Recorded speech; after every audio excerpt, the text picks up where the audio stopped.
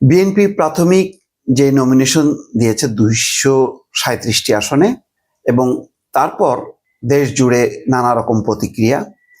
সেই প্রতিক্রিয়ার প্রেক্ষিতে অন্তত কয়েকটি আসনে যে পরিবর্তনের আওয়াজ শোনা যাচ্ছে, তার মধ্যে অন্যতম একটি আসন হচ্ছে কুমিল্লা 6 সদর আসন।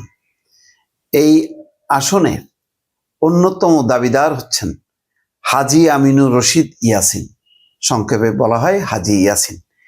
ইতিমধ্যে টানা 11 দিন তার পক্ষে ব্যতিক্রমী শান্তিপূর্ণ কর্মসূচি চলার পর দলের শীর্ষ নেতৃত্ব অনুভব করেছেন যে তার গ্রহণযোগ্যতা আছে এবং তার জনপ্রিয়তা আকাশচুম্বী।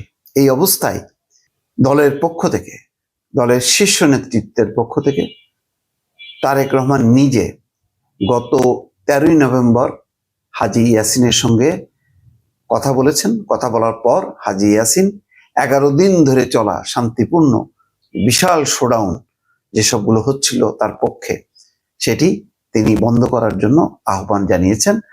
আনুষ্ঠানিকভাবে হাজী ইয়াসিন অনুরোধ করেছেন তার সমর্থক শুভানুধ্যায়ীদের যেন তারা আর কোনো কর্মসূচি না করেন। দলের পক্ষ থেকে বলাই হয়েছিল প্রাথমিক যে তালিকাটা নমিনেশন দেওয়া হয়েছে সেটি চূড়ান্ত না। তার কারণ শরীয়তপুরের এক প্রার্থী পরের দিনই কিন্তু দ্রুত পরিবর্তন করা হয়।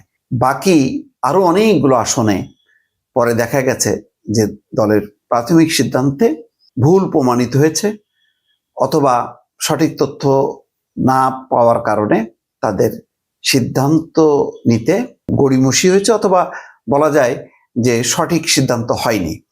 তো এই অবস্থায় বেশ কয়েকটি বলবো না, কয়েকটি আসন, 8 থেকে 10টি আসন পরিবর্তন হবে বলে দলের ভেতরে ইতিমধ্যে আওয়াজ উঠেছে, এবং সেই লক্ষ্যে আবারও সেই জরিপ কমিটি বিষয়গুলো দেখছে। এই যে 11 দিন ব্যাপী যে কর্মসূচি হাজী ইয়াসিনের পক্ষে হয়েছে কুমিল্লা 6 আসনে, এটি বলা যায় এক অর্থে অভূতপূর্ব। রোজা পালন থেকে শুরু করে ইফতার অনুষ্ঠান, কি না কর্মসূচি হয়েছে, এবং কোনো কর্মসূচি বলা যাবে না যে সেখানে কোনো সহিংস পরিস্থিতি ছিল, অথবা তার প্রতিদ্বন্দ্বী যাকে দল নমিনেশন দিয়েছিল তার বিরুদ্ধে কোনো বক্তব্য হয়েছে, তার বিরুদ্ধে কোনো সংঘাতমূলক যে কর্মসূচি সেটি হয়েছে, এরকম কোনো নজির নেই। বরং একেবারে শিক্ষার্থীদের থেকে শুরু করে বিভিন্ন বয়সী নারী পুরুষ নানা শ্রেণী পেশা একের পর এক কর্মসূচি তারা করে গেছে। এটি করার মধ্য দিয়ে দলের শীর্ষ নেতৃত্বের দৃষ্টিতে এসছে, এবং তারা অনুভব করছে যে এখানে একটা পরিবর্তন অপরিহার্য। কারণ এমন একটা সময় বিএনপি নির্বাচন করছে যখন তাকে কোণঠাসা করতে বা পরাজিত করতে অনেকগুলো মহল সাংঘাতিকভাবে তৎপর। অনেকে বলছেন যে কুমিল্লা 6 এই সদর আসনটি যদি হাজী ইয়াসিনকে দেয়া না হয়, তাহলে পরিস্থিতি এমনই হবে যে সেখানে এই গুরুত্বপূর্ণ আসনে চলে আসতে পারে জামাতের কোনো প্রার্থী। সুতরাং এই জামাত প্রার্থীকে মোকাবেলা করে এই আসনে জয় এনে দিতে পারে যার ক্ষমতা, তিনি হচ্ছেন হাজী ইয়াসিন।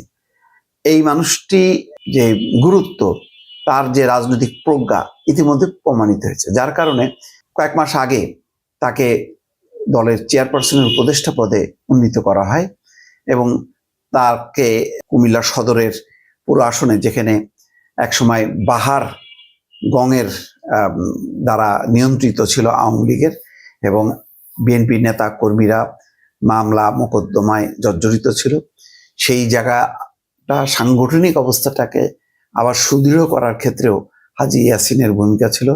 গত 10-15 বছরে মামলা মোকদ্দমার এই কর্মীদের, অসংখ্য নেতা কর্মী, তারা আর্থিকভাবে যারা ক্ষতিগ্রস্ত হয়েছিল, মামলা পরিচালনা করতে পারছিল না, সেই কাজগুলো কিন্তু হাজী ইয়াসিন একাই করে গেছেন।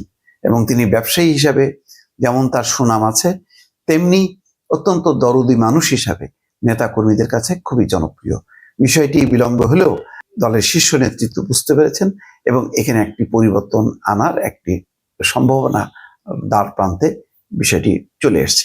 সেই কারণে হাজী ইয়াসিন, তারেক রহমান দলের ভারপ্রাপ্ত চেয়ারপারসন চেয়ারপারসনের সঙ্গে আলাপ করার পর তিনি তার পক্ষে যে সমস্ত কর্মসূচিগুলি হচ্ছিল, শান্তিপূর্ণ কর্মসূচি, সেই কর্মসূচিটিও স্থগিত করে দিয়েছেন এবং তিনি প্রত্যাশা করছেন এবং তার দল, তার কর্মী সমর্থকরা যে এই ব্যাপারে একটা ইতিবাচক সিদ্ধান্ত খুব শীঘ্রই হতে যাচ্ছে। দর্শক।